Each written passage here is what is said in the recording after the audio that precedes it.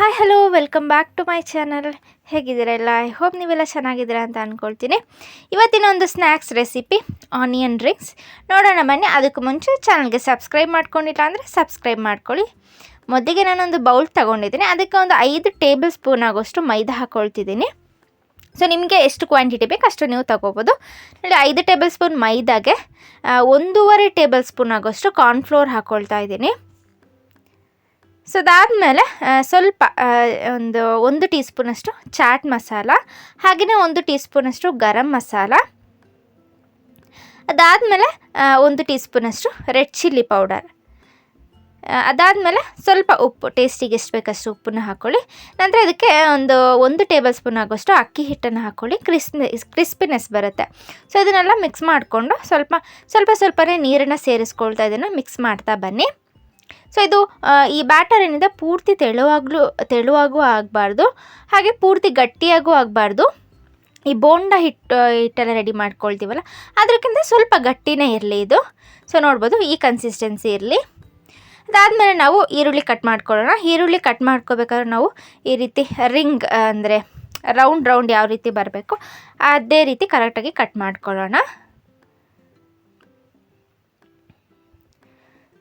So ನಾನಿಲ್ಲಿ ಈ ರೀತಿ ಕಟ್ ಮಾಡ್ಕೊಳ್ತಾ ಇದ್ದೀನಿ. ಸೊ ನೀವು ಬಾಕಿ ಉಳಿದಿರೋದನ್ನು ನೀವು ಯಾವುದಾದ್ರೂ ಬೇರೆ ಕುಕ್ಕಿಂಗ್ಗೆ ಯೂಸ್ ಮಾಡ್ಕೋಬೋದು.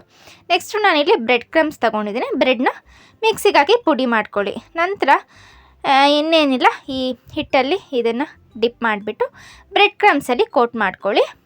ಕೋಟ್ ಮಾಡಿಬಿಟ್ಟು ಇದನ್ನು ಆಯಿಲಲ್ಲಿ ಫ್ರೈ ಮಾಡ್ಕೊಳ್ಳೋಣ. ಸೊ ಇದು ತೆಳುವಾಗಿಬಿಟ್ರೆ ಈರುಳ್ಳಿಗೆಲ್ಲ ಇದು ಚೆನ್ನಾಗಿ ಕೋಟ್ ಆಗೋದಿಲ್ಲ. ಸೊ ಹಾಗಾಗಿ ನೀವು ಸ್ವಲ್ಪ ಗಟ್ಟಿಯಾಗೇ ಇರಬೇಕು ಈ ಹಿಟ್ಟೆಲ್ಲ.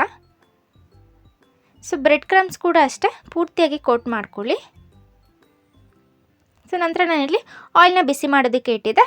ಒಂದು ಮೀಡಿಯಮ್ ಫ್ಲೇಮಲ್ಲಿ ಸಿಮ್ಮಲ್ಲಿ ಇಟ್ಟು ಇದನ್ನು ಫ್ರೈ ಮಾಡ್ಕೊಳ್ಳಿ. ಹೈ ಫ್ಲೇಮಲ್ಲಿ ಇಡೋದಕ್ಕೆ ಹೋಗಬೇಡಿ, ಪೂರ್ತಿ ಸೀದೋಗ್ಬಿಡುತ್ತೆ.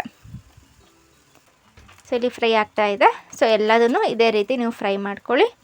ಸೊ ನೋಡಿದ್ರಲ್ಲ, ಈವ್ನಿಂಗ್ ಟೈಮಲ್ಲಿ ಒಂದು 15 to 20 ಮಿನಿಟ್ಸ್ ಅಷ್ಟು ಬೇಕಾಗಲ್ಲ.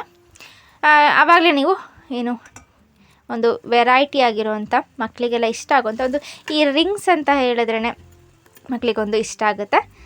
ಸೊ ನೋಡೋದಕ್ಕೆ ಕೂಡ ಒಂದು ವೆರೈಟಿ ಆಗಿರುವಂಥ ಡಿಶ್ ಅಂತ ಕೂಡ ಹೇಳ್ಬೋದು. ಸೊ ಈವ್ನಿಂಗ್ ಟೈಮಲ್ಲಿ ನೀವು ಕೂಡ ಟ್ರೈ ಮಾಡಿ ನೋಡಿ, ತುಂಬ ಟೇಸ್ಟಿಯಾಗುತ್ತೆ, ತುಂಬ ಚೆನ್ನಾಗಾಗುತ್ತೆ.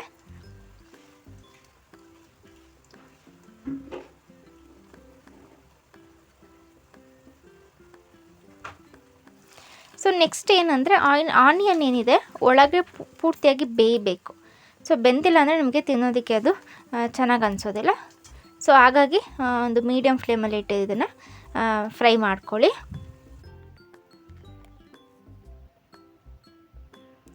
ನೋಡಿದ್ರಲ್ಲ, ನಾನಿಲ್ಲಿ ಎಲ್ಲದನ್ನು ಫ್ರೈ ಮಾಡ್ಕೊಂಡಿದ್ದೀನಿ.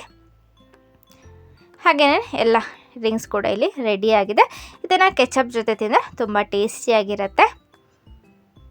ಸೊ ಒಂದು 10 ಮಿನಿಟ್ಸ್ to 15 ಮಿನಿಟ್ಸಲ್ಲಿ ಒಂದು ಸ್ನ್ಯಾಕ್ಸ್ ರೆಡಿ ಆಯ್ತಲ್ಲ. ನೀವು ಕೂಡ ಹೀಗೆ ಟ್ರೈ ಮಾಡಿ ನೋಡಿ.